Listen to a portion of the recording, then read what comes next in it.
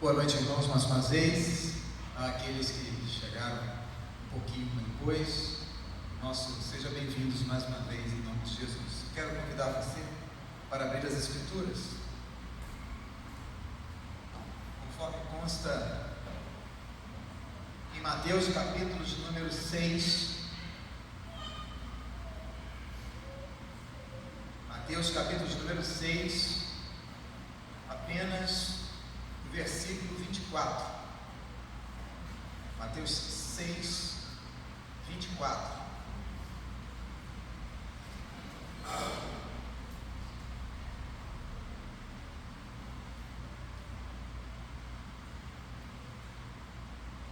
Assim diz a palavra do Senhor: todo aquele, pois, que ouve estas minhas palavras e as pratica, será comparado a um homem prudente que edificou a sua casa sobre a rocha.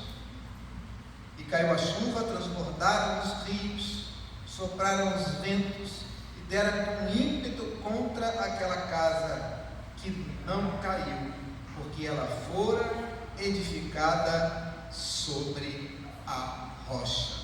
Palavra do Senhor. Amém. A igreja pode sentar-se. Minha gratidão pelo atendimento dos irmãos.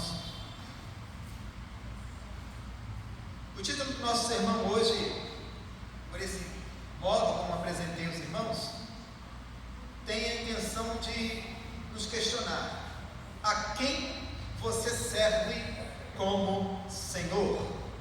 A quem você serve como Senhor?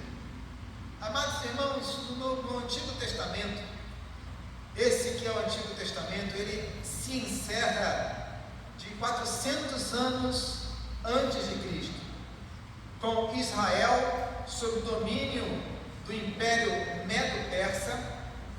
Neste período também, entre o Antigo e o Novo Testamento, que é chamado de período interbíblico, ou seja, é aquele período que muita gente conhece, né? Termina o Velho Testamento e começa o Novo Testamento. Há um espaço de tempo nesse período todo, e esse período vai trazer algumas transformações sociais, inclusive de governos daquela época.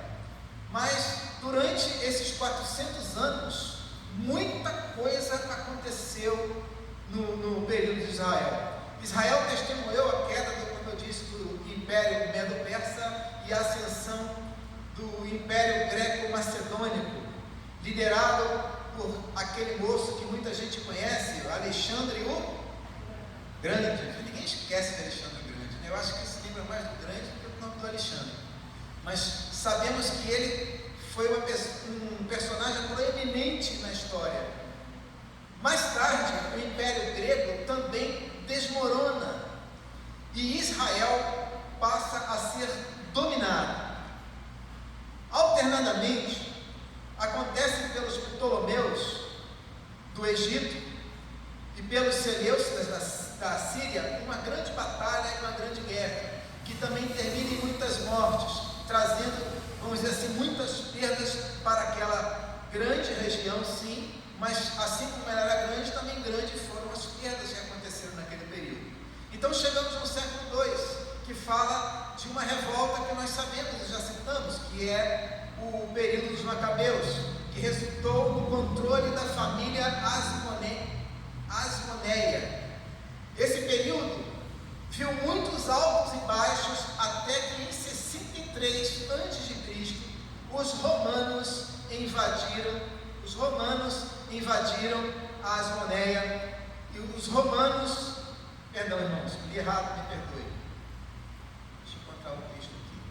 Os romanos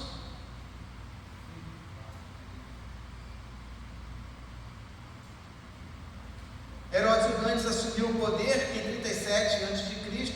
Após a sua morte, veio os filhos e governaram em diversas nações do Império, partes do território que já foram mencionados no Evangelho de Lucas, capítulo 3, versos de 1 a 3, como nós citamos lá no início. Quando o Novo Testamento começa, Israel está sob o domínio do Império Romano. Esses governadores trouxeram assim o que na época já poderia ser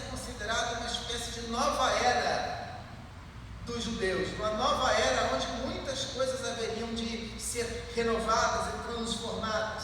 A chegada de Jesus de Nazaré trouxe uma nova modalidade de governo. E que nova modalidade de governo é essa, irmãos?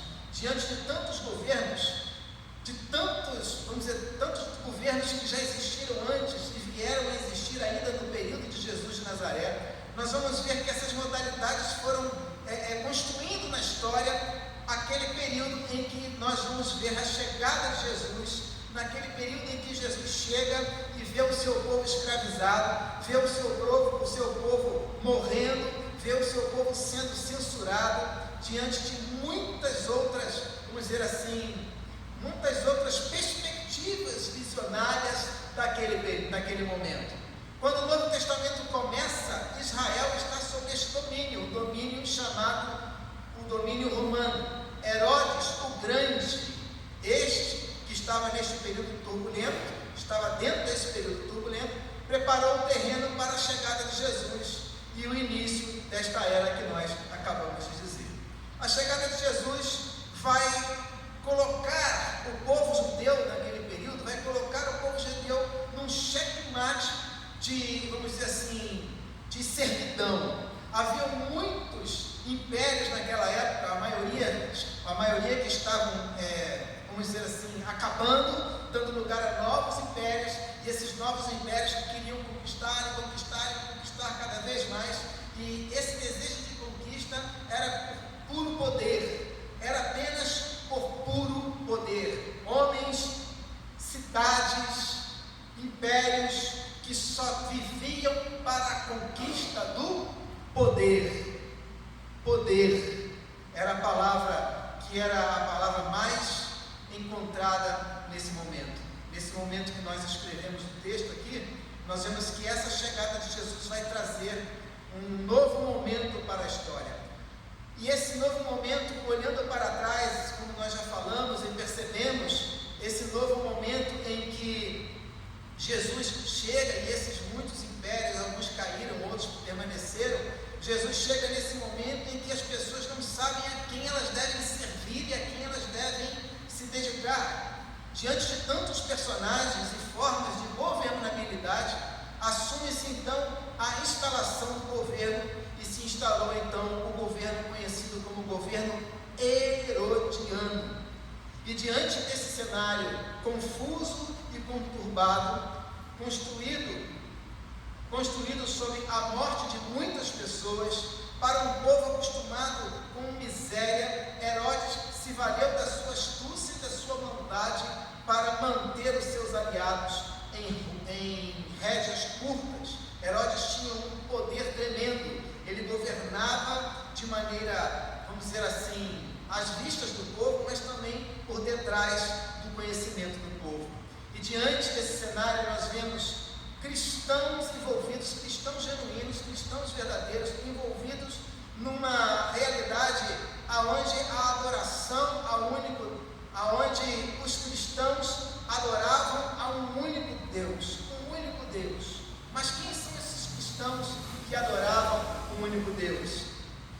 Eram aqueles que viam dessas batalhas, que viam a história a história de suas vidas, a história dos seus ensinamentos, indo por água abaixo, como por exemplo, se você observar Mateus capítulo 6, verso 21, os judeus, na época, normalmente percebiam o coração como a sede da inteligência e a sede da vontade. O ensinamento de Jesus reflete uma visão interessante, uma visão diferenciada para aqueles que estavam naquela época, né? O ensinamento de Jesus reflete essa nova visão, moldada pelas coisas que tem por apreciação a visão que vinha do alto. Em capítulo 6, verso 22, nessa sessão, a luz da escuridão em que estava vivendo Israel são usadas como metáforas para a condição espiritual das pessoas que viviam naquela época. Enquanto o império crescia, quanto mais crescia o império romano, mais esse sinônimo de destruição aparecia no cenário social dos irmãos daquela comunidade, a comunidade judaica, a comunidade de Israel. A quem nós temos servido em nossos dias? Quem é os verdadeiros senhores de nossas vidas. Hoje nós somos governados pelo nosso Estado, nós somos governados por uma série de pessoas, nós somos governados por uma série de entidades.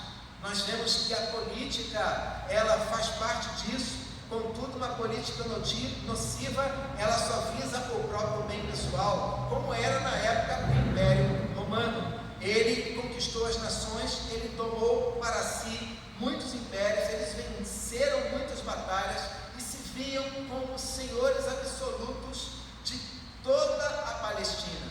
Eles eram aqueles que eram conhecidos como os conquistadores.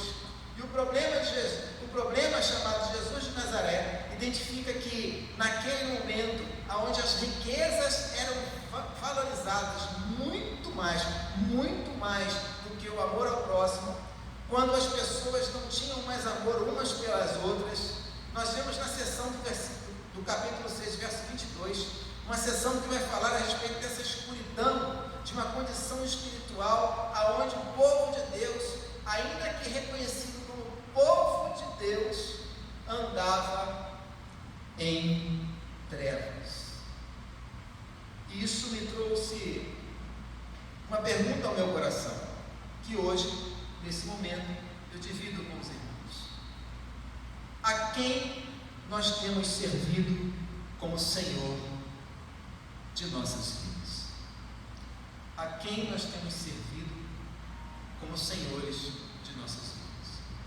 Hoje nós somos, por exemplo, nós temos a obrigação de ser favorável a todas as leis do Estado, ainda que elas sejam corrompidas, ainda que elas sejam contrárias à palavra de Deus. Quantas vezes nós não nos pegamos diante de realidades das quais o cristão precisa saber atuar de maneira em que o Evangelho não seja envergonhado, mas tudo aquilo que é contrário ao Evangelho também seja percebido. Hoje nós vemos a igreja entre uma realidade, quando eu digo igreja, eu estou falando no sentido global, aonde vemos uma realidade em que o mal e o bem se misturam de tal maneira que nós não conseguimos mais diferenciar muitas vezes, dentro de um mesmo campo, diferenciar o mal do bem e selecionar e colocar em divisão, aonde nós possamos enxergar que o bem é bem e que o mal é mal. Hoje em dia nós vemos uma realidade em que o bem ele pode ter um certo ponto de maldade e o mal pode se disfarçar com um certo ponto de bondade. E muitas vezes nós estamos aceitando realidades em nossas vidas que são irreparáveis, como por exemplo, o mal é mal e o bem é bem. Alguém aqui pode me dizer se existe a expressão aquela pessoa é meio boazinha? Pessoa?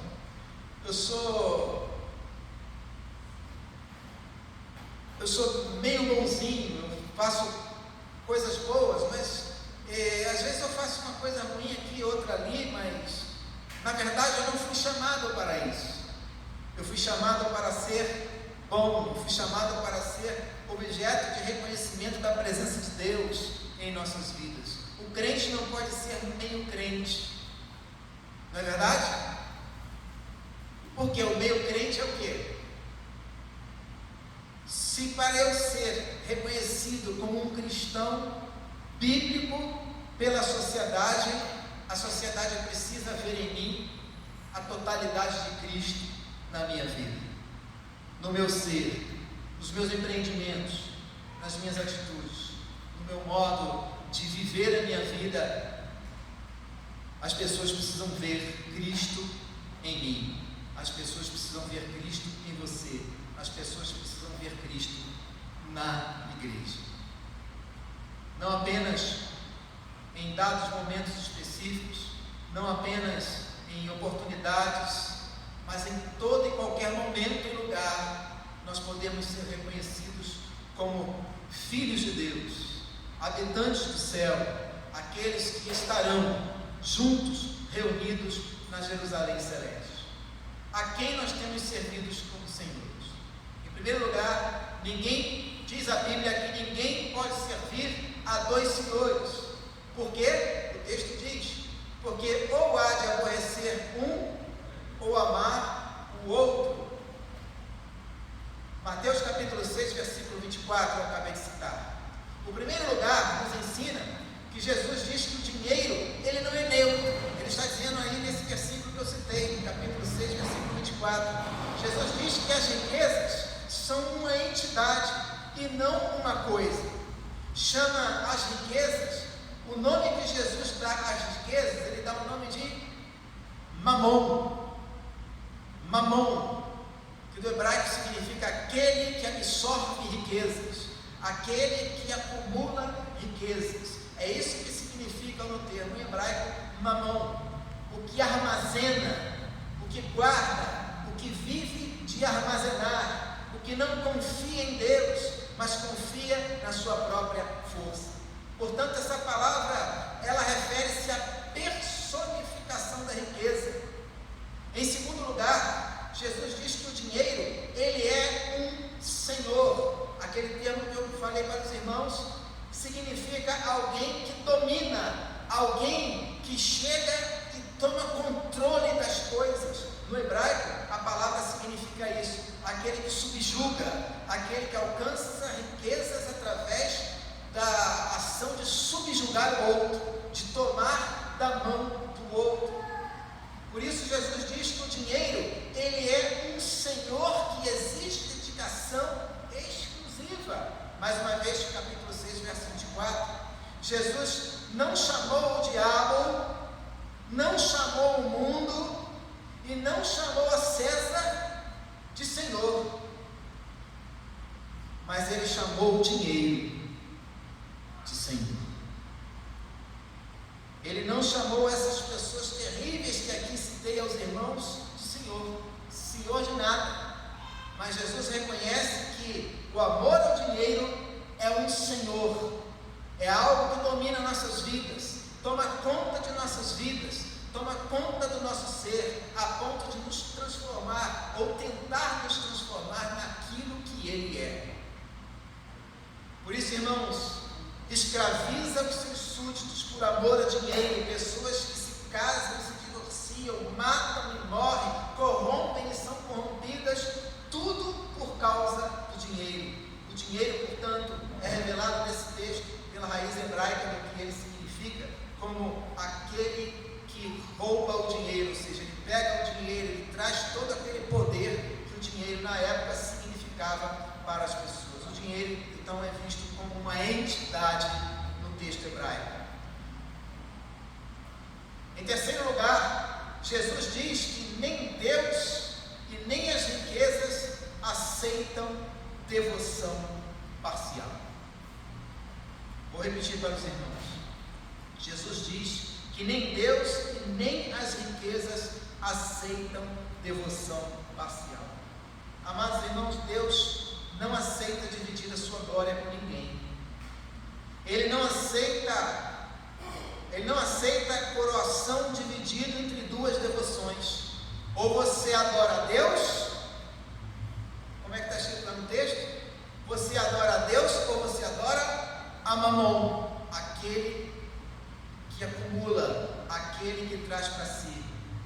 Perceba que ele não aceita, Mamon não aceita ser dividido. Mamon não aceita que as pessoas possam adorar um ali, outro aqui, outro lá. Mamon quer a sua adoração para ele. Ele quer tirar das mãos do Cristo, das mãos do nosso Salvador, através do poder, através do dinheiro, através de tudo aquilo que empodera o ser humano e faz o ser humano acreditar que ele pode tanto quanto mais do que o poder de Deus. Quantas pessoas já viram suas vidas sendo destronadas, e muitas vezes dentro de comunidades evangélicas, por causa de dinheiro? Quantas notícias você já viu na televisão, na sua internet, você já viu em diversos lugares? Hoje em dia nós vivemos na era da comunicação, nada acontece que a maioria não saiba o que aconteceu. Uma coisa aconteceu aqui agora, lá na China já estão sabendo, lá nos Estados Unidos já estão sabendo de tamanha a graduação da capacidade que agora nós temos de podermos conhecer as coisas com enorme rapidez, estando em muitos lugares ao mesmo tempo. Alguém aqui eu acredito que algumas pessoas aqui já devem ter feito isso. A SAF faz muito isso, às vezes ela faz um trabalho em que ela, através da internet, ela reúne várias irmãs para fazer reuniões da SAF. Não é verdade? Quem aqui já participou de reuniões da SAF? Através do... Como é que é o nome daquele programa? Que é usado? É um programa que você liga, que você junta um grupo de pessoas desse programa e ali dentro você consegue fazer uma reunião. Veja, pense nisso há mais ou menos 20 anos atrás. Já existiam essas coisas? Era fácil assim? O que eu quero trazer aos irmãos é que hoje em dia nós temos muito mais condições e capacidades de realizar coisas. Isso nos coloca diante de Deus com um propósito tremendo, principalmente se tratando da igreja. Nós precisamos parar e pensar o que é que nós temos feito com as nossas vidas e o que significa o Evangelho de Cristo Jesus e a vida com Deus para nós hoje. Para nós hoje. Por isso me traz aqui ao quarto e último lugar. Jesus diz que não se pode servir a Deus e às riquezas. Ele é categórico. Ele está dizendo: não se pode servir a Deus e às riquezas. Não podeis servir a Deus e às riquezas. Quem serve a Deus não pode servir mais debaixo do jugo de Mamon. Quem é escravo de Mamon não pode ser servo de Deus. Não pode ser servo de Deus. Porque Mamon aqui é chamado como uma entidade. Como eu já disse no início, através da leitura no hebraico, no grego, se eu citei hebraico, mas me perdoe, é no grego, significa aquele que acumula poder e que deseja poder para dominar. Quem serve, portanto, a Mamon está diretamente cometendo um tipo de idolatria da qual Deus não perdoa. Quem é escravo de Mamon não pode ser servo de Deus. Isso me traz a conclusão do nosso sermão. Discorra, pense comigo, a respeito da ideia do dinheiro, do amor ao dinheiro, do amor às coisas, do apego às coisas em nossas vidas. O dinheiro, irmãos, com o seu poder de sedução, o próprio poder em si, ele já agrega a sedução àqueles que amam e desejam poder. O dinheiro pode ser a sedução, e essa sedução levar você a trabalhar com as coisas que desejam e amam poder para conquistar a vida das pessoas. É ou não é verdade? Nenhum outro Senhor pode preencher o vazio do nosso coração como Ele faz. Que possamos renunciar a Mamon em nossos dias, que possamos seguir o caminho verdadeiro e pleno que Cristo oferece para cada um de nós, um caminho aonde só Jesus Cristo é o nosso Salvador. Só Jesus Cristo recebe de nós a verdadeira adoração. Só Jesus Cristo é literal e contundentemente o nosso verdadeiro Senhor. Nós não trocamos por ninguém. Que possamos renunciar a essas realidades em nossas vidas. O caminho de Jesus pode ser um caminho árduo, difícil, porque nós habitamos nesse mundo de caminhos assim. Mas não se esqueça, nós vamos escolher e servir a Deus com todo o nosso coração quando renunciarmos a Mamon e tudo aquilo que Mamon representa. Ou você vive para Deus, ou você vive para o mundo. Porque o mundo, o que a Bíblia diz? Vou começar e eu tenho certeza que a igreja vai saber terminar. O mundo jaz aonde? No maligno. E nessa história, a igreja não pode titubear. Nossas vidas precisam pertencer a Jesus inteiramente, totalmente, até o fim desse século, quando nós nos reuniremos com Ele e receberemos a inacessível coroa de glória. A tua já está pronta? Preparada? Segura? Ainda tem tempo para a gente lutar nesse mundo, mas já agora, pela fé, você pode dizer sim, sim, Senhor, a minha vida está pronta para o que o Senhor desejar, em nome de Jesus.